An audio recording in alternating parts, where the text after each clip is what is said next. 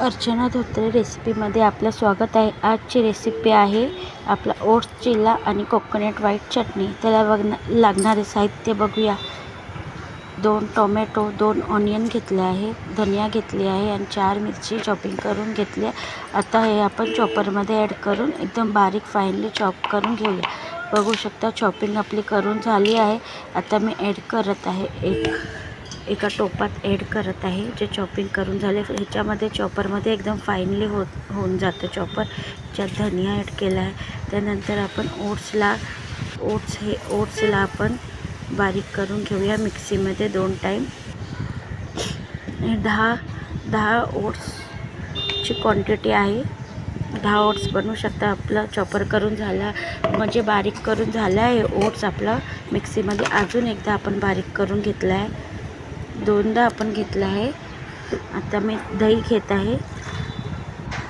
दही मी मिक्सरमध्ये ॲड करून घेत आहे, मिक्सीमध्ये मिक्स करून घेत आहे दहीला पण। आता आपण दही ॲड केली आहे। आता चवीपुरते मीठ,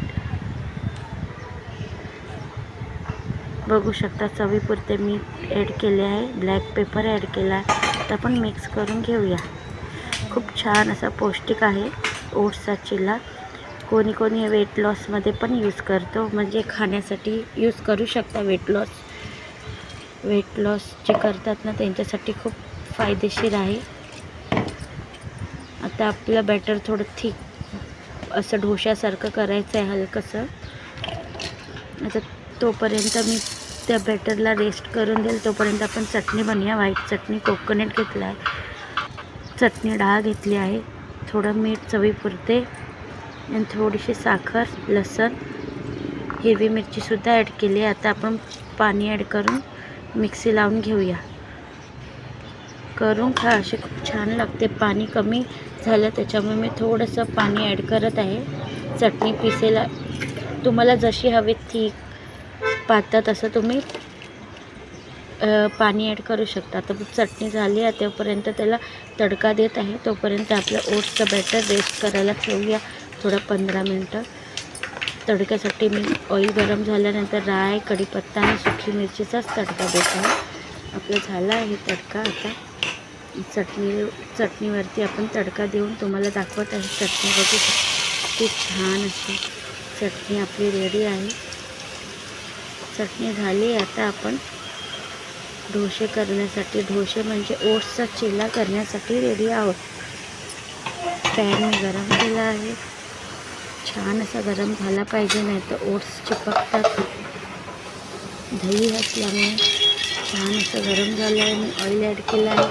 ऑइल ॲड नाही केला की डोसा चिपकतो। तुमच्याकडे जो पॅन असेल त्याच्यामध्ये तुम्ही करू शकता। चारी साईडने असं मी पसरून थोडा पातळ करण्याची कोशिश करत आहे डोस्याला। छान असं गोल साईजमध्ये मी करून घेतला आहे। त्याला हाय फ्लेममध्ये शिजून घेऊया।